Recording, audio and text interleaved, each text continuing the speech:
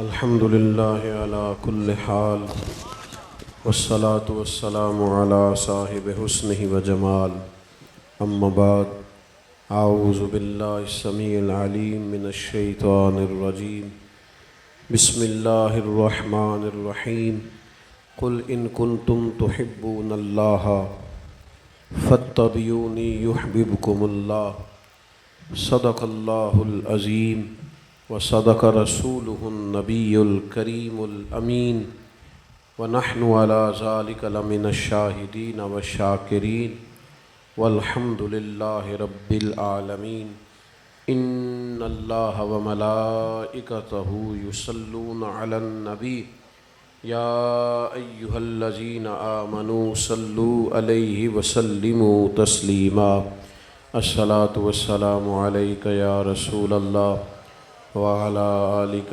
واصحابك یا حبیب اللہ۔ سارے دوست درود شریف پڑھیے۔ اسٹیج پہ پابندی ہے جی موبائل چلانے کی، اسٹیج پہ پابندی ہے۔ اللہ جزائے خیر۔ درود شریف پڑھے سارے دوست۔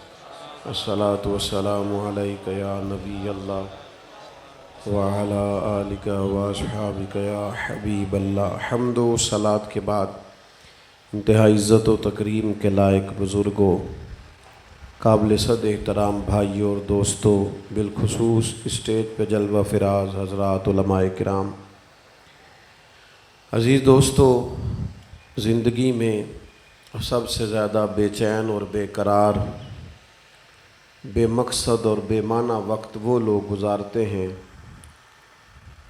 جنہیں اپنے خالق اور مالک کا پتہ ہی نہیں ہوتا، جنہیں یہ خبر ہی نہیں ہوتی کس نے بنایا ہے، کس نے بھیجا ہے، آنے کا مقصد کیا ہے، ہماری تخلیق کس حکمت کے تحت ہوئی ہے، ہم دنیا میں کس مقصد کے لیے آئے ہیں۔ جو لوگ اس سے آشنا نہیں ہوتے وہ بڑے پریشان اور بے قرار رہتے ہیں، اور جن لوگوں کو اللہ تبارک و تعالی مقصد حیات عطا کرتا ہے، اپنے خالق کی، اپنے مالک کی، اپنے رازق کی، اپنے معبود کی پہچان عطا کرتا ہے، وہ لوگ اگر کسی وقت مالی طور پر کمزور بھی ہوں، دنیاوی طور پر غریب بھی ہوں، لیکن اللہ تعالیٰ انہیں سکون کی زندگی عطا کرتا ہے۔ صبر و شکر، قناعت، بردباری کی نعمتیں انہیں ملتی ہیں، کیوں کہ اپنے خالق کو پہچان گئے۔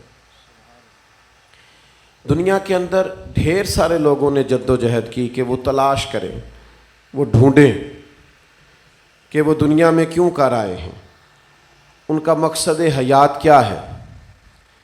بڑی بڑی لوگوں نے اس پر کوشش کی، ریسرچ کی، تحقیق کی، لیکن بیچارے الجھ گئے۔ اللہ تعالیٰ نے اپنے بندوں کی اس مشکل کو بھی آسان کیا، فرمایا قل ان کنتم تحبون اللہ، فرمایا اگر تم اپنے رب سے محبت کرنا چاہتے ہو تو اے محبوب آپ ان سے یہ فرمائیں فاتبعونی، آپ کی پیروی کریں، یحببکم اللہ، اللہ خود ان سے محبت فرمائے گا۔ اللہ تبارک و تعالیٰ کی معرفت، اللہ کی محبت، اللہ تبارک و تعالیٰ کی محبوبیت انہیں نصیب ہوگی۔ شرط کیا ہے؟ دروازہ رسول سے ہو کے آئیں۔ نبی پاک صلی اللہ تعالیٰ علیہ وسلم کی ذات ہی سب سے بڑی دلیل ہے اللہ تک پہنچنے کی۔ یا ایھا الناس قد جاءکم برہان من ربکم، اے لوگو ہم نے تمہارے پاس تمہارے رب کی طرف سے دلیل بھیج دی ہے۔ حضور سب سے بڑی دلیل ہے، سب سے بڑا اللہ تک پہنچنے کا رستہ ہے۔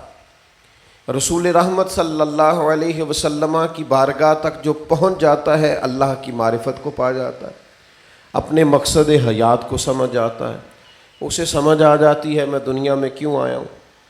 حضرت عبداللہ ابن رواحہ رضی اللہ تعالیٰ عنہ بیان فرماتے ہیں، آپ فرماتے ویسے تو نبی پاک علیہ السلام نے بے شمار معجزات دکھائے ہیں، لیکن حضور علیہ السلام کوئی معجزہ نہ بھی دکھاتے، نہ ڈوبا ہوا سورج واپس موڑتے، نہ چاند کے 2 ٹکڑے کرتے، نہ درخت سجدہ کرتے، نہ پتھر کلمہ پڑھتے، حضور کوئی معجزہ بھی نہ دکھاتے تو سرور کائنات کا چہرہ مبارک ہی ایسا تھا، لوگوں نے دیکھتے جانا تھا اور کلمہ پڑھتے جانا تھا۔ حضور سب سے بڑی دلیل ہے. وَإِذَا سَأَلَكَ عِبَادِي عَنِّي فَإِنِّي قَرِيبٌ. اے محبوب علیہ السلام جب آپ کے پاس آ کے میرے بندے آپ کے بارے میں پوچھیں تو ان سے کہہ دیں میں تمہارے قریب ہی تو ہوں. گویا جب آپ تک آ گئے تو میں قریب ہی تو ہوں. تو دوستو نبی پاک صلی اللہ تعالی علیہ وسلم سب سے بڑی دلیل. آپ دیکھیے لوگ کرتے کیا ہیں, جب بھی بحث کا دروازہ کھولیں گے, جب بھی عقائد بگاڑیں گے, وہ سرور کائنات کی وجہ سے معاذ اللہ کبھی حضور کے علم شریف پر اعتراض کریں گے, اختیارات مبارکہ پر اعتراض کریں گے, کبھی کسی بات کو موضوع بحث بنائیں گے, کبھی کسی, اس لیے کہ جب دلیل لوگوں کی سمجھ میں نہیں آتی تو پھر دعویٰ بھی سمجھ میں. حضور جو کہ دلیل ہے. لوگ کیا کرتے ہیں, بعض چیزوں کو الجھانے کی ناپاک جسارت کرتے. تو سرور کائنات صلی اللہ تعالی علیہ وسلم کی غلامی وہ نعمت ہے, حضور کی ذات پاک سے وابستگی وہ نعمت ہے جو انسان کو اللہ تعالیٰ کی معرفت عطا کرتی, جو بارگاہ خداوندی تک اسے لے جاتی ہے. حضور کے جتنے ارشادات ہیں, اللہ کرے آپ موبائل کم دیکھیں اور میری بات زیادہ سنیں, آمین تو کہیے گا. چلو دعا پر تو آمین کہنا چاہیے نا جی. بہت سارے لوگ جب ویڈیو بنا رہے ہوتے ہیں نا محفلوں میں, تو میرا دل کرتا ہے ان سے کہہ دوں کہ یار تو ہم تو ویڈیو چاہیے سی, وہی کل چھڑنی چاہیے سی, ہم تو آپ سے بات کرنے آئے تھے اور آپ سارے موبائل دیکھ رہے ہیں. اللہ تعالیٰ جزائے خیر دے. سنیں جی, بس ٹھیک ہے جی, یہ یہاں سے تھوڑا سا ہو گیا, کوئی نہیں, یہ مشینیں ہیں اوپر نیچے ہو ہی جاتی ہیں. آپ توجہ رکھیں میری بات پر. کرنے کا کام یہ ہے کہ نبی پاک علیہ السلام کی ذات کے ساتھ کامل وابستگی اختیار کی جائے. حضور علیہ السلام کے جتنے ارشادات ہیں ان کو اگر گہری نظر سے دیکھا جائے تو وہ معرفت الہی کا رستہ کھولتے ہیں, انسان کو اس کی حقیقت سے آشنا کرتے ہیں, اللہ کے قرب کی طرف انسان کو بڑھاتے ہیں. اور حضور کا اسوہ حسنہ, نبی پاک کی سنت, حضور کا طریقہ مبارکہ, اس پر جب عمل کیا جاتا ہے اس وقت بھی انسان اللہ کی معرفت کی طرف بڑھتا ہے, اسے حقیقت کی سمجھ آتی, اصل کا سفر کرتا ہے, اسے سمجھ آتی ہے کہ اس دنیا کو بنانے کا, اس دنیا کو سجانے کا مالک کریم کا مقصد کیا ہے. لیکن بات کو بغور سمجھنا پڑے گا. اسوہ حسنہ میں بڑی وسعت ہے, حضور کی سنت میں بڑی وسعت ہے. ہم لوگوں نے نا 2-4 چیزوں کو سنت سمجھا ہے, داڑھی رکھنا, پگڑی باندھنا, مسواک کرنا, سفید لباس پہننا, بالکل ٹھیک ہے, یہ بڑی عظیم سنت ہے. ان میں سے ہر ایک چیز ایسی ہے جو زینت ہے, جو خوبصورتی ہے, جو سرور کائنات کے قریب لے جاتی ہے بندے کو. لیکن صرف یہی 2-4-5 سنتیں نہیں, آپ بات کو سمجھیں. حضور کی وہ ادا جو سب سے پہلے مشہور ہوئی تھی اور جس سے لوگوں کو سب سے پہلے نبی کریم کا تعارف ہوا تھا, وہ تو سچ بولنا ہے, وہ تو دیانتداری اختیار کرنا ہے, صادق اور امین ہونا. یہ سب سے پہلی ادا حضور کی لوگوں کے سامنے آئی. اور نبی کریم کے مخالفین بھی حضور کی جس بات کی تائید کرتے تھے, تعریف کرتے تھے, وہ یہ تھا کہ بھئی بات سچی کرتے ہیں, ان کی گفتگو کے اندر کسی جگہ کوئی کمزوری نہیں. ہم نے آج جو مزاج پایا ہے, جو ماحول پایا ہے, اب تو خیر لوگوں نے جھوٹ کا نام ہی بدل دیا ہے, اب نہیں لوگ جھوٹ بولتے. اب لوگ کہتے ہیں میں نے بہانہ کر دیا تھا. یہ آپ نے جھوٹ بولا تھا, صاف صاف بات ہے, آپ اس کا نام بدل رہے ہیں. اب بہانہ کیا ہوتا ہے؟ آپ نے خلاف واقعہ بات کی تھی. سچائی, معیار, یہ کیا کرتا ہے؟ یہ انسان کو مضبوط کر دیتا ہے, آپ طاقتور ہو جاتے ہیں. آپ بڑے سے بڑے کسی بزنس مین سے ملاقات کریں جو دنیا کے کئی ممالک کے اندر اپنی بزنس کی شاخیں رکھتا ہے, اس سے ملیں, اس سے پوچھیں کہ آپ کی کامیابی کا راز کیا ہے. کیا بہت زیادہ انویسٹمنٹ کی ہے مارکیٹ کے اندر؟ کیا آپ نے انتخاب اس چیز کا کیا ہے جو بکتی زیادہ ہے, خریدی زیادہ جاتی ہے؟ نہیں. بہت بڑے بڑے بزنس مینوں کی زندگیاں پڑھ کے دیکھیں, وہ آپ کو بتائیں گے کہ ہم مارکیٹ میں اس لیے کامیاب ہیں کہ ہم پر اعتبار کیا جاتا ہے. ہماری کمپنی کو معیاری جانا جاتا ہے کہ یہ جو بتاتے ہیں وہی دیتے ہیں، جو کہتے ہیں وہی کرتے ہیں. ہمارے ہاں تو اب یہ حال ہے بھائی، بیوی شوہر سے کہہ رہی ہوتی ہے کہ پیسے تھوڑے دیا کر، اگر لاہور جاتا ہے تو لاہور کا ہی بتا کے جایا کر، تو جھوٹ نہ بولا کر، تجھ پر سے جو اعتماد اٹھ گیا ہے نا. ماں کہہ رہی ہوتی ہے بیٹا تو تھوڑے دعوے کیا کر، لیکن اتنے کیا کر جس پر بندہ پورا اتر سکے. آپ تھوڑی باتیں کریں زندگی میں، تھوڑا کلام کریں، لیکن جو کہیں وہ درست کہیں، وہ حق اور سچ کہیں. صحیح بخاری میں موجود ہے، اور تمام کتب حدیث میں اور کتب سیرت میں الفاظ کے اختلاف کے ساتھ ایک ہی مفہوم کی یہ روایت تقریباً ہر جگہ موجود ہے. ابو سفیان کہتے ہیں جب نبی پاک صلی اللہ تعالی علیہ وسلم نے مختلف بادشاہوں کو خطوط لکھے، دعوت اسلام دی، تو شاہ روم کو بھی حضور نے خط لکھا. اس نے کہا کہ کوئی وزادار آدمی، کوئی تاجر، کوئی سردار آیا ہو نا اگر مکہ مکرمہ کا یہاں تجارت کی غرض سے، تو اسے میرے پاس لاؤ. حضرت ابو سفیان رضی اللہ تعالیٰ عنہ جو بعد میں اللہ نے توفیق دی مسلمان ہوئے، فرماتے ہیں کہ میں ان دنوں وہاں گیا ہوا تھا تجارت کے لیے، تو مجھے وہ لے گئے تو میرے وہی خیالات تھے اس وقت جو کسی مخالف کے ہوتے ہیں. بادشاہ نے مجھ سے سوال جواب کیے، تو جب آپ مخالف گروہ میں ہوتے ہیں تو پھر آپ کو میٹھی بات تو نہیں کرتے، کوئی حق میں گفتگو تو نہیں کرتے، پھر آپ کا لب و لہجہ وہ تو نہیں ہوتا جو ایک محبت کرنے والے کا ہوتا ہے. ابو سفیان کہتے ہیں اس نے ڈھیروں سوال کیے، میں نے جوابات دیے. اس نے یہ بھی پوچھا آپ کا رشتہ کیا ہے، میں نے کہا میں رشتے میں چچا ہوتا ہوں. بہت ساری باتوں کے بعد ابو سفیان نے ایک سوال پوچھا. نوجوانوں آپ کی توجہ ہے میری بات پر. ابو سفیان کہتے ہیں وہ بادشاہ مجھ سے پوچھنے لگا یہ بتائیے کہ جس محبوب علیہ السلام نے دعوی نبوت کیا ہے، کیا کبھی انہوں نے جھوٹ بھی بولا ہے؟ ابو سفیان کہتے ہیں میں تھوڑی دیر سناٹے میں آ گیا، کیونکہ میں مخالف گروہ میں تھا. بادشاہ کے الفاظ پھر گونجے، سردار چپ کیوں کر گئے، بولتے کیوں نہیں؟ کیا کبھی زندگی میں اس محبوب نے جھوٹ بھی بولا ہے؟ تو ابو سفیان کہنے لگے بادشاہ میری مخالفت اپنی جگہ پہ، میں جنگوں میں ان کی مخالف گروہ کی قیادت کرتا ہوں، وہ میرے رشتے میں بھتیجے ہوتے ہیں، میری آنکھوں کے سامنے پیدا ہوئے، میں نے ماں کی گود میں بھی دیکھا ہے، دادا کے کندھوں پہ بھی دیکھا ہے، چچا کے گھر میں بھی دیکھا ہے، سیدہ ختیجہ کا دولہا بنے بھی دیکھا ہے، ان کی گود میں بیٹیوں کو کھیلتے بھی دیکھا ہے، ان کے مقدس بال میری آنکھوں کے سامنے سفید ہوئے. مخالفت اپنی جگہ پہ، پر اس محبوب کی زبان سے جو بھی نکلتا ہے حق اور سچ ہی نکلتا ہے. اسیر دشمن کی چاہ میں بھی اور مخالفوں کی نگاہ میں بھی وہ امی ہے، صادق ہے، معتبر ہے، میرا پیمبر عظیم تر ہے. فرمایا جھوٹ نہیں کبھی بولا. تو کہتے ہیں باتیں ختم ہو گئیں، بادشاہ اٹھ کے جانے لگا، تو میں نے کہا کسی رزلٹ کا اعلان بھی تو کرو نا، اتنے سوال اتنے جواب، تو کوئی نتیجہ بھی تو نکالو، کوئی رزلٹ بھی اناؤنس کرو. تو بادشاہ کہنے لگا نتیجہ تو نکل آیا ہے. میں نے کہا وہ کیا؟ تو کہنے لگا جس بندے نے کبھی بندوں سے جھوٹ نہیں بولا وہ یہ جھوٹ کیوں بولے گا کہ میں اللہ کا رسول بن کے آیا. یہ صداقت، یہ سچائی، یہ معرفت الہی کے رستے پہ ڈالتی ہے کہ یہ سارا سودا ہی کھرا ہے.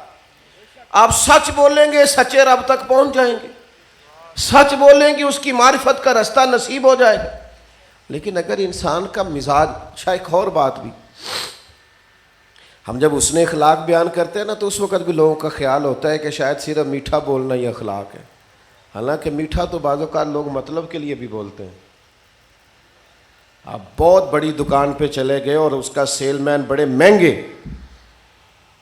وہاں سے سیلری پیکیجز لیتا ہے، بہت مہنگی اس کی تنخواہ ہے، لیکن آپ جتنی مرضی تلخ باتیں کریں وہ کبھی جواب میں آپ سے تلخ نہیں ہوتا، اس نے تنخواہ لینی ہے. آپ کہتے رہیں اس سے کہ تیرے پاس وہ سامان ہی نہیں جو مجھے چاہیے، وہ کہتا ہے جی میرے پاس پیچھے بھی پڑا ہے میں نکال کے لاتا ہوں. اور آپ نے کہا ہے ہی نہیں تیرے پاس، تو پھر بھی آپ کو ناراض نہیں کرے گا، کہے گا اگلے ہفتے آئیے گا، مال اور بھی آنا ہے. لیکن آپ کو کبھی بھی تو مجھے بتائیے یہ اخلاق ہے ٹریننگ ہے؟ یہ ٹریننگ ہے. اخلاق تو یہ ہے کہ وہ آپ سے سچ بولے. اخلاق اور چیز ہے. حضرت قطب مدینہ رحمۃ اللہ تعالی علیہ اخلاق بیان کرتے ہیں. فرماتے ہیں وہ مجھے مدینہ شریف کا تاجر نہیں بھولتا کہ میں صبح اس سے کچھ کپڑا خرید کے لایا تو شام کو درزی نے مجھے بتایا کہ اتنے میں آپ کا لباس نہیں بنے گا, کچھ گرا کپڑا اور درکار ہے. تو میں اسی تاجر کے پاس عصر کے بعد گیا, میں نے کہا یہ کچھ کپڑا اور دے دو. تو کہنے لگا سامنے والی دکان سے لے لے. تو کہتے میں نے اسے کہا بھائی سامنے پڑا ہے, میں صبح لے کے گیا ہوں, تم دو. کیا زیادہ پیسے آ گئے؟ وہ کہنے لگا جناب مہربانی کریں سامنے والی دکان سے لے لے. تو کہتے ہیں میں نے جب تھوڑا اصرار کیا کہ بھائی دو نا, جب سامنے پڑا اور تم ہی سے صبح لیا ہے. تو کہنے لگا حضرت بات یہ ہے کہ میں نے صبح سے کافی کپڑا بیچ لیا ہے, سامنے والے کی بکری بھی نہیں ہوئی. اس نے بھی تو سبزی لے جانی ہے نا گھر. بیٹا بیٹھ جاؤ, پیارے بیٹے بیٹھ جاؤ, پیچھے لوگ پریشان ہیں آپ کی وجہ سے, اللہ سلامت رکھے آپ. فرمایا اس سے کچھ لے لو مال تاکہ وہ بھی گھر سبزی. تو یہ اخلاق ہے, یہ کردار ہے. سچ بولنا, دیانتداری کرنا, دوسروں کا خیال کرنا, یہ ہے وہ چیز جو معرفت الہی کے راستے پہ ڈالے گی. لیکن آپ کو صرف اپنی ذات سے تعلق ہو, صرف اپنے بارے میں ہی سوچنا مقصود ہو, اپنی ذات کے خول سے بندہ باہر ہی نہ آئے, ہر وقت اپنے آپ کو چمکانا, دکھانا, بتانا میں بھی ہوتا ہوں, یہ میرا نام ہے, یہ میرا تعارف ہے, یہ میری شخصیت ہے. یہ چیز تو کمزور کر دیتی آدمی, اس کی زندگی سے روحانیت لے جاتی, اسے مشین سا بنا دیتی. تو بھائیوں نبی پاک صلی اللہ تعالی علیہ وسلم کا حقیقی اسوہ حسنہ, حقیقی وہ اپنانے سے اللہ کی معرفت نصیب ہوتی ہے. اس طرح مسواک لے کے دانت صاف کرنا حضور کی بڑی عظیم سنت ہے نا, دل صاف رکھنا بھی حضور کی سنت ہے. دل صاف رکھنا بھی, آئے ہائے, پاک ہوویں تے پاک ہی ملدا ہی, تے بنا پاکوں پاک نہیں ملدا. سارے جسم دے دھون دے نالوں اکو تولا ٹکڑا دل دا. یہ بھی حضور کی سنت ہے. ترمذی میں حدیث ہے, حضرت انس بن مالک رضی اللہ تعالیٰ عنہ راوی ہیں. نبی کریم صلی اللہ تعالیٰ علیہ وسلم نے بیان فرمایا, کریم فرمانے لگے اے انس, اے میرے بیٹے, آپ سے ہو سکے تو صبح اس حال میں کریں کہ آپ کے دل میں کسی کا بغض نہ ہو. حضور فرمانے لگے یہ میری سنت ہے, یہ میری ادا ہے, یہ میری سنت. دل کو کشادہ رکھیں سوائے بد عقیدہ, بد مذہب, بے دین کے. آپ اہل ایمان کے لیے اپنے سینوں کو کشادہ رکھیں, گنجائش رکھیں. ہمارے ذاتی جھگڑے, ذاتی معاملات, لوگ برے نہیں ہوتے, بس ذرا ہمارے مطلب کے نہیں ہوتے, بس ذرا ہماری بات نہیں مانتے, ہمارے کہنے پہ نہیں چلتے. میں اکثر دوستوں سے کہتا ہوں دن میں نا اگر ہم سے 100-125 فون آتا ہے نا, تو اس میں سے 80-85 ٹائم والے دوست ہوتے ہیں. 80-85 جگہ پہ روز میں جا تو نہیں نہ سکتا, ممکن تو نہیں ہے نا. تو جس کی تو بات مان لی اس کے لیے تو درویش کامل ہے, اور جس کو کہہ دیا نہیں آ سکتے وہ کہتا بڑی آکڑ ہے بھائی. چونکہ لوگ برے نہیں ہوتے, وہ ہمارے مطلب کے, ہماری بات نہیں نہ مانی. دو ہی تو بندے ٹھیک ہوتے ہیں دنیا میں, ایک میں ٹھیک ہوں, ایک جو ہاتھ باندھ کے میری ہاں میں ہاں ملائے وہ ٹھیک ہے. جو تھوڑی اپنی رائے بھی دے اور کچھ اپنی ذاتی بھی بات رکھتا ہو وہ تو درست ہی نہیں ہوتا. اس لیے اکثر ہم حق پرست نہیں ہوتے, گروہ پرست ہوتے ہیں. اپنے اپنے گروہ کی طرف دیکھتے ہیں, حق کی جانب نہیں دیکھتے. اس سے نقصان ہوتا ہے. دلوں کے اندر عداوتیں نہیں رکھیں. دیکھیں نا, اگر کسی کی ویسٹ کوٹ کا کرتے کا بٹن ٹوٹ جائے نا, تو پوری محفل میں کسی کو بھی نہ پتا ہو اس کا بٹن ٹوٹا ہے, تو جس کا ٹوٹا ہوتا ہے وہ بڑا پریشان ہوتا ہے. اوہو یار میرا نا آج کرتے کا بٹن, ویسٹ کوٹ کا بٹن ٹھیک نہیں ہو, ہر وقت پریشان. اتنا سا دھاگے کے برابر بھی اگر کوئی ٹکڑا ذرہ پھنس جائے نا کھانے کا دانت میں, تو جب تک نکلنا نہ جائے چین لینے دیتا. اتنا سا دھبا لگ جائے نا ماتھے پر تو سارے آپ کو ہائی لائٹ کراتے ہیں, جناب یہ ذرا صاف کر لیں, یہ مٹی لگ گئی. آپ کے وجود پر اتنا سا بھی بوجھ ہو, تنکے کے برابر تو بے چین رہتے ہیں آپ، تو اگر دل پہ بوجھ ہو تو حسد ایک بوجھ ہے، بغض ایک بوجھ ہے، تکبر ایک بوجھ ہے، تسنع، بناوٹ، ریاکاری ایک بوجھ ہے۔ آپ یہ تجربہ کر کے دیکھ لیجئے گا، جس آدمی کو مصیبت بن جاتی ہے نا دکھاوا کرنے کی، وہ 2-4 لوگ تعریف نہ کریں بیچارے کو نیند ہی نہیں آتی۔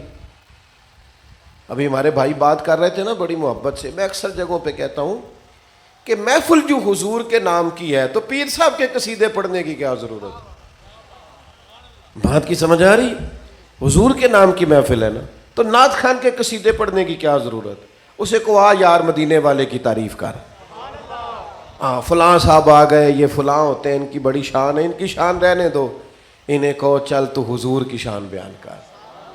تو نبی، میں ایک جگہ پہ چلا گیا محفل کے لیے، انہوں نے مجھے لسٹ پکڑا دی میرے ہاتھ میں لکھ کے، یہ مہمان خصوصی ہیں، ان کا بھی نام لینا ہے، ان کی زیر صدارت ہے، ان کا بھی نام لینا ہے، ان کی زیر نگرانی ہے، انہوں نے خصوصی تعاون کیا ہے۔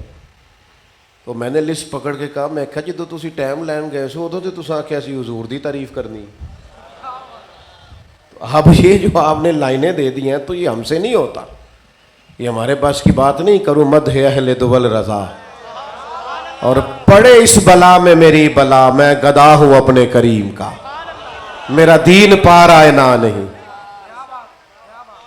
تو اپنی زندگی کے اندر ایک کام کریں، ایک اپنی حیاتی تو قربان تھی وہاں محمد محمد پکیندے گزر گئے صلی اللہ تعالی علیہ وسلم۔ تو میرے عزیز یاد رکھیے گا، جس کو تسنع کی عادت ہو جاتی ہے، اسے سیاسی سماجی فلاحی آدمی کو عادت نہیں پڑ جاتی اسٹیج پہ بیٹھنے کی، وہ چاہے کسی سے ادھار ٹوپی لے کے بیٹھے، وہ پھر اگر بیچارے کو نیچے بیٹھنا پڑ جائے نا تو اس کو مصیبت بنی ہوئی ہوتی ہے، وہ گردن اونچی کر کر کے دکھا رہا ہوتا ہے کہ میں آ بھی گیا تو اعلان ہی نہیں کیتا، میں پہنچ گیا ہوں۔ تو کچھ عادتیں بگاڑنے والوں نے بھی عادتیں بگاڑ رکھی ہوتی ہیں، اس میں بھی خرابی پیدا ہوتی ہے۔ تو اچھی طرح سمجھیے گا کہ یہ تکبر ہو، یہ حسد ہو، یہ بغض ہو، یہ کیا کرتا ہے؟ یہ دل پہ بوجھ، بندے بے چین رہتے ہیں، بے قرار رہتے ہیں، بے سکون رہتے ہیں، لیکن ان کو وجہ نہیں سمجھ میں آتی بور ہونے کی۔ اصل کیا ہوتا ہے کہ اندر بوجھ ہوتا ہے، اس بوجھ کو اگر اتار دیں اور حضور کا اسوہ حسنہ اپنائیں کہ دل کو صاف رکھیں، تو پھر معرفت الہی نصیب ہوتی ہے، پھر اللہ کا قرب نصیب ہوتا ہے۔ حضور سید عالم علیہ السلام نے فرمایا، رب فرماتا ہے نہ میں تمہاری جیبیں دیکھتا ہوں، نہ میں تمہارے چہرے دیکھتا ہوں، میں تمہارا دل دیکھتا ہوں۔ اللہ کی نظر رحمت ہوتی ہے، شرط یہ ہے کہ دل صاف ہو۔ کیا کہا تھا حضرت سلطان صاحب نے؟ کہتے ہیں 14 طبق دلے دے اندر تے تمبو وانگوں تانے ہوں۔ 14 طبق کی دلے دے اندر اساں تمبو وانگوں تانے ہوں، اور دل دریا سمندروں ڈونگے کون دلاں دیاں جانے ہوں۔ گنجائش رکھیں، کشادہ رکھیں سینہ، آپ اس کے اندر کشادگی پیدا کریں، دوسروں کے لیے بھی دیکھیں نا، میں یہاں گفتگو کر رہا ہوں، کچھ عرصے سے بیمار بھی ہوں، آج بھی ہمارے بھائی بڑے پیار والے ہیں قاری صاحب، ان کی محبت ایسی تھی کہ نو کومنٹس پالیسی اختیار کی کہ جانا ہی جانا ہے۔ تو میں یہاں بات کر رہا ہوں، اب اس وقت میں لاہور میں تو تقریر نہیں نہ کر رہا، فیصل آباد میں تو نہیں نہ کر رہا، اس وقت میں دین کی بات گجرات میں بیٹھ کے تو نہیں نہ کر رہا۔ تو میرا خیال ہے جو اس وقت ان جگہوں پہ بیٹھ کے دین کی بات کر رہے ہیں، مجھے ان کی تائید کرنی چاہیے نا، اس لیے کہ میں بیک وقت سب جگہوں پہ بات کر سکتا، لیکن ہمارے لیے، ہمارے دل میں کسی اور کی گنجائش ہی نہیں ہوتی، کسی اور کے لیے گنجائش ہی نہیں پیدا کرتے۔ خدا مجھے ایسی خدائی نہ دے کہ اپنے سوا کچھ دکھائی نہ دے۔ گنجائش رکھیں اپنے سینوں میں، ہر آدمی کی قدر، دل کو یہ مائک والے کے کبھی آپ نے اشتہاروں پہ نام دیکھیں، فوٹو لگی ہوئی اسٹیج پہ بیٹھے ہوئے، لیکن اگر مائک ہی نہ چلے پوری محفل میں تو کام چلتا ہے؟ ہر بندے کی ضرورت ہے، ہر ایک کی قدر ہے، ہر ایک کی اہمیت۔ کبھی زندگی کے اندر اس مزاج میں نہ آئے کہ ہم عداوتیں پال لیں کہ بس میں یوں، میرے علاوہ کوئی نظر کیوں آیا۔ اس سے تکلف پیدا ہوتا ہے، اس سے شخصیت ڈیمیج ہوتی، آپ بگڑ جائیں گے۔ آپ گنجائش پیدا کریں آپ اپنے دل کو کشادہ کریں دوسروں کے لیے. حضرت عبداللہ ابن عمر سے روایت ہے, مسند امام احمد بن حنبل میں حدیث موجود ہے. فرماتے میں تھا اور جناب انس بن مالک تھے, یہاں چند ایک اور صحابہ تھے, حضور کی بارگاہ میں بیٹھے تھے, دروازے پہ دستک ہوئی تو کریم محبوب نے فرمایا دروازہ کھولو, جو بندہ دروازے پہ آیا جنتی ہے. فرماتے ہم تو رشک کرنے لگے کہ حضور تو مسکرا کے دیکھ لیں گویا کام بن جاتا ہے, اور یہاں نامینیٹ کر کے بڑے رشک سے دروازہ کھولا تو بندہ بڑا سادہ سا, ابھی وضو کیا اور داڑھی سے پانی کے قطرے گر رہے ہیں, بغل میں جوتے دبائے, تھوڑا سا سامان تھا, میں حاضر ہوا, ایک کونے میں چیزیں رکھی, حضور کی بارگاہ عالی مرتبت میں حاضری دی. جو ان کا کام تھا وہ کہا, رخصت ہو گئے. کہتے ناز کرتے رہے ہم ساری رات, یار کیا مقدر ہیں جسے حضور جنتی کہیں, کیا نصیب ہے, کیا اس شخص نے عروج پایا. چلتا پھرتا دنیا کے اندر ایک شاہکار شخصیت ہے اس آدمی کی. ارشاد فرماتے دوسرا دن تھا, حسن اتفاق کے ہم وہیں بیٹھے تھے, پھر دستک ہوئی دروازے. حضور نے فرمایا کھولو بھی, دروازہ جنتی آیا ہے. ہم تو سمجھ رہے تھے کسی اور کے نصیب جاگے, لیکن دروازہ کھولا تو وہی بندہ تھا جو کل آیا تھا. اور ناز کرنے لگے, وہی اس کے معمولات, کچھ دیر حاضری دی, رخصت ہوا. تیسرا دن پھر آیا. یہ دیکھو کمال کی بات, جب وہ نوازنے پہ آئے. فرماتے ہیں تیسرا دن تھا, وہیں بیٹھے تھے, دستک ہوئی دروازے پہ, فرمایا کھولو بھائی جنتی آ گیا. کہتے ہیں وہی بندہ تیسرے دن آیا. حضرت عبداللہ رضی اللہ تعالیٰ عنہ فرماتے ہیں باقی لوگ تو چلے گئے, تو میں اس نے جب اجازت لی تو میں بھی اجازت لے کے اس کے پیچھے ہو لیا, اور میں نے جا کے اس سے سلام لی, اور پھر میں نے کہا بھائی میرا دل کرتا ہے میں تیرا مہمان بنوں. اچھا بات ذرا انوکھی تھی, شارحین فرماتے ہیں انوکھی, بھائی 2-3 گلیاں چھوڑ کے کسی کا گھر ہو, وہ کہے تیرا مہمان بننا ہے, تو تھوڑی انوکھی بات ہے نا. فرماتے ہیں میں 3 دن اور 3 راتیں اس بندے کے ساتھ رہا. میں دیکھنا چاہتا تھا کیا عمل کرتا ہے, کہ حضور نے 3 دفعہ جنت کی بشارت عطا فرمائی. میں پانا چاہتا تھا, ڈھونڈنا چاہتا تھا, وہاں تک رسائی چاہتا تھا. جیسے ہمارے ہاں آج کل رواج نہیں, بندے پتہ کرتے ہیں فلانا کاروبار بڑا چل رہا ہے لہذا سارے وہی شروع کر لو. ہر بندہ پھر وہی شروع کر لیتا ہے, اس میں پیسے زیادہ ہے, فلانے کا بھی چل گیا, فلانے کا بھی, لہذا یہی کرو.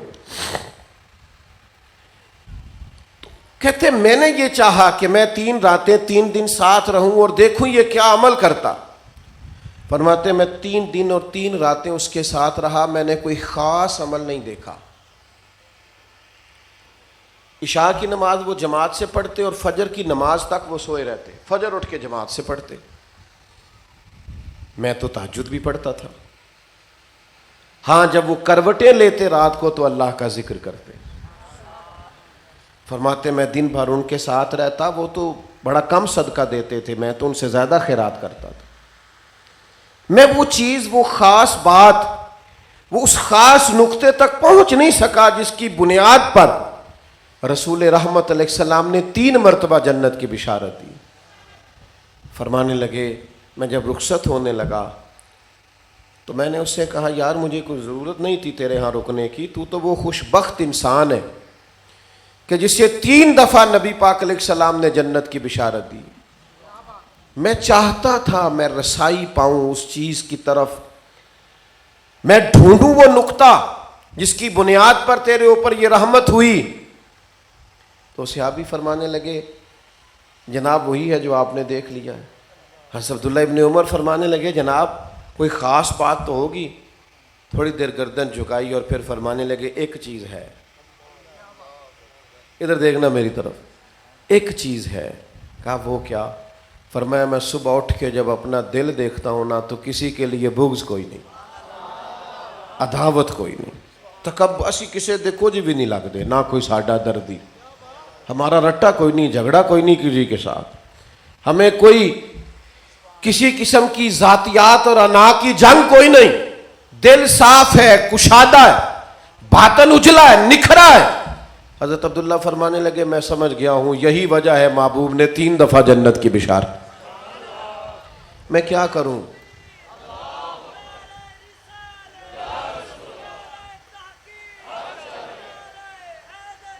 بھائی یاد رکھیے گا اور سمجھیے گا، یہ جو ہم نے چھوٹی چھوٹی چیزوں پہ عداوتیں پال لی ہے نا، بغیر سبب کے، بغیر فلانے نے جی مجھے نہ جی اپنے بچے کی شادی کرتے وقت مجھ سے مشورہ نہیں کیا، بھئی وہ آپ سے کیوں مشورہ کرتا؟ آپ ولی ہیں حقیقی بچے کے، آپ سے کیوں مشورہ کرتے؟ وہ انہوں نے جس سے چاہیں گے۔ اور پھر کچھ تو ایسے بھی ہوتے ہیں جو کہتے ہیں مشورہ لیا پھر مانی کیوں نہیں؟ مشورہ لیا ہے تو پھر او بھائی آپ سے مشورہ مانگا تھا، آپ نے حکم دے دیا۔ مشورہ تو وہ ہوتا ہے مانا بھی جا سکتا ہے اور چھوڑا بھی جا سکتا ہے، تو آپ نے حکم ہی کر دیا ہے۔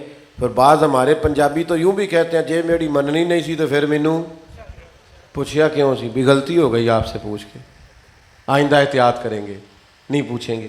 اللہ کے بندو، اتنی سی بات پہ عداوت پیدا کر لی، ذرا سی بات پہ بگڑ جانا، ذرا سی بات پہ ناراض ہو جانا، اور ہم رہتے ہی ناراض لوگوں کے درمیان ہے، لہٰذا ہم نے بھی ناراض ہی رہنا شروع کر دیا۔ ہمارے ملک میں ہم کسی بندے سے بھی پوچھ لیں وہ ناراض ہے، کوئی کسی سے ناراض ہے اور کوئی بس ناراض لوگوں کے بیچ رہتے ہیں، لہٰذا ہم بھی تھوڑے تھوڑے ناراض ہی ہیں۔ ہر وقت شکوہ، مجھے کہیں جانا تھا، سفر تھا، کچھ دوست تشریف لے آتے ہیں نا محبت سے، تو وہ جاتے بھی نہیں، پیار سے جو آئے ہوتے ہیں آپ بھیج بھی نہیں سکتے۔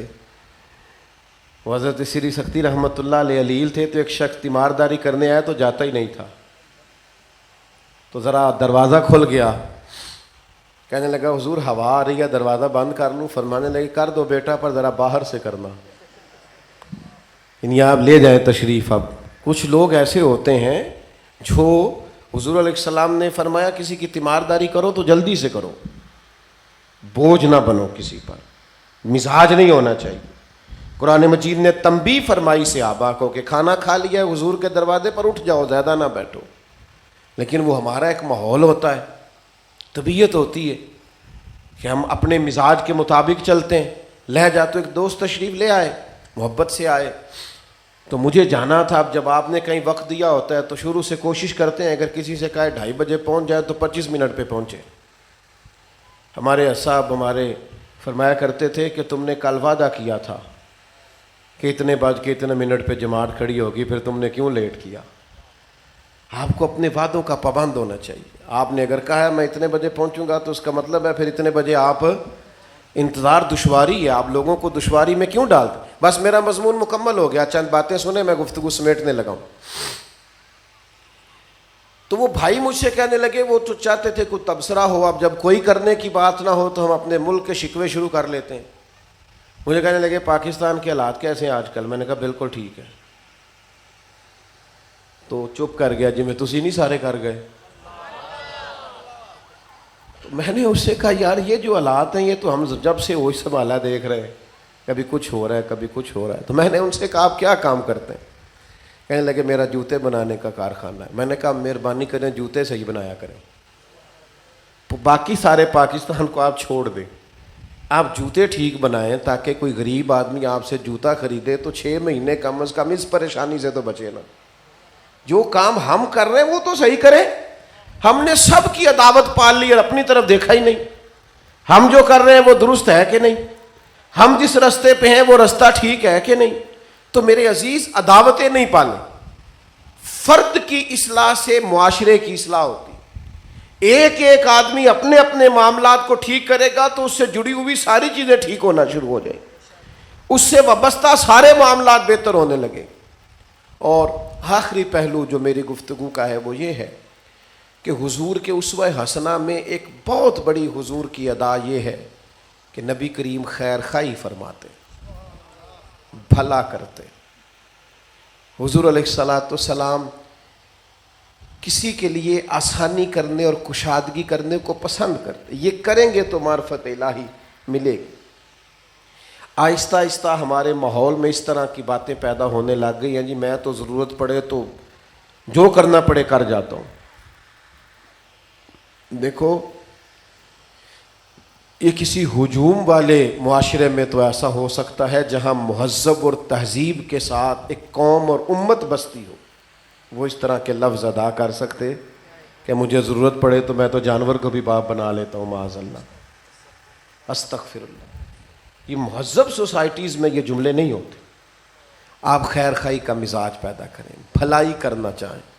حضرت تمیم داری رضی اللہ تعالیٰ عنہ نے پوچھا تھا یا رسول اللہ دین کیا ہے؟ تو فرمایا دین خیر خائی کا نام ہے، بھلا کرنے کا نام دین ہے. آپ کسی کے لیے کوئی خیر کر جائیں، کسی کے لیے کوئی نفع کر جائیں، مزاج اس طرح کا بنائیں کہ کسی کو کوئی فائدہ دے جائے. اس کو نبی پاک نے دین قرار دیا ہے. اپنے وجود کو نفع بخش بنائیں. کریم فرماتے ہیں تم میں سے بہتر وہ ہے جو لوگوں کے حق میں بہتر ہے. آپ اگر گھنا درخت ہیں تو پھر چھاؤں میں بڑے لوگ بیٹھیں گے، لیکن اگر آپ کا مزاج ایسا نہیں. محمود غزنوی گزر رہے تھے تو ایک نہایت ضعیف العمر آدمی کو درخت لگاتے دیکھا. بوڑھے بزرگ ہیں، ہاتھوں پہ راشا تاری، کانپتے ہیں ہاتھ، اور زمین کھود رہے ہیں، درخت لگا رہے ہیں. تو محمود نے دور سے دیکھا تو بزرگوں کی ادا بڑی دل کو بھائی. قریب جا کے کہنے لگے السلام علیکم بزرگوں، آپ کی جو عمر ہے نا وہ وہاں تک پہنچ گئی ہے کہ نہ تو آپ اس درخت کی چھاؤں میں بیٹھ سکیں گے نہ پھل کھا سکیں گے. اتنی مشقت کیوں کر رہے ہیں؟ تو بزرگ کہنے لگے میں نہ بھی پھل کھاؤں گا تو کوئی مسافر تو کھائے گا نا، میں نہ بھی چھاؤں میں بیٹھوں گا تو کوئی راہگیر تو بیٹھے گا نا، چلو میں نہ بیٹھوں گا تو پوتے نواسے تو بیٹھیں گے نا، کسی کا تو بھلا ہوگا نا. محمود بڑے خوش ہوئے. اتنی اعلیٰ سوچ، لوگوں کے بھلے کی سوچ. محمود نے ایک تھیلی اشرفیوں کی دی، فرمایا رکھ لے تحفے میں. تو بزرگ لے کے بڑا ہی مسکرائے. بادشاہ نے کہا اتنا کیوں مسکراتے ہیں؟ کہنے لگے ابھی آپ نے کہا تھا کہ میں پھل کیسے کھاؤں گا، میں نے تو ابھی لگایا نہیں، میرے اللہ نے مجھے پھل دے بھی دیا ہے. ابھی تو لگایا نہیں، پھل آ گیا ہے، چھاؤں مل بھی گئی ہے. تو محمود اور خوش ہوئے، ایک تھیلی اور دی اشرفیوں کی. کہنے لگے بادشاہ میرا اخلاص دیکھ، لوگوں کی فصل میں سال میں ایک دفعہ پھل آتا ہے، میری میں 2 دفعہ آ گیا ہے. اس نے تیسری تھیلی بھی دی اشرفیوں کی.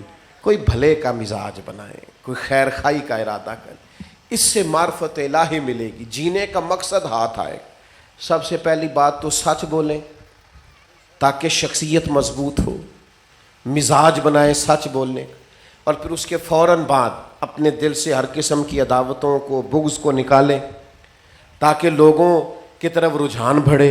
اور جب عداوتیں اور بغض نکل جائے تو پھر خیر خائی کی طبیعت پیدا کریں تاکہ اللہ کی مخلوق کے بھلے کے لیے، ان کے سکون کے لیے، ان کی راحت کے لیے، ان کی آسانی اور کشادگی کے لیے ہم بھی اپنا کوئی کردار ادا کر سکیں. اور ہر بندہ اگر کوشش کرے تو وہ نفع کر سکتا ہے، وہ بھلا کر سکتا ہے. میں اور آپ تو اس خوبصورت دین کے ماننے والے ہیں جو رستے سے کانٹا اٹھانے پر بھی صدقے کا ثواب بیان کرتا ہے، جو راہ کشادہ کرنے پر بھی ثواب بیان کرتا ہے، جو دل خوش کرنے پر بھی اجر بیان کرتا ہے. تو اپنے آپ کو اس طرح کا بنائیں کہ ہم حضور کے اسوہ نور کی اس خاص خوبصورتی تک پہنچ سکیں جو ہمیں معرفت الہی تک لے کے جائے. اپنے اندر یہ خوبصورتی لائیں. اللہ کے حضور دعا کرتا ہوں جو کہہ سکا ہوں اللہ قبول فرما لے.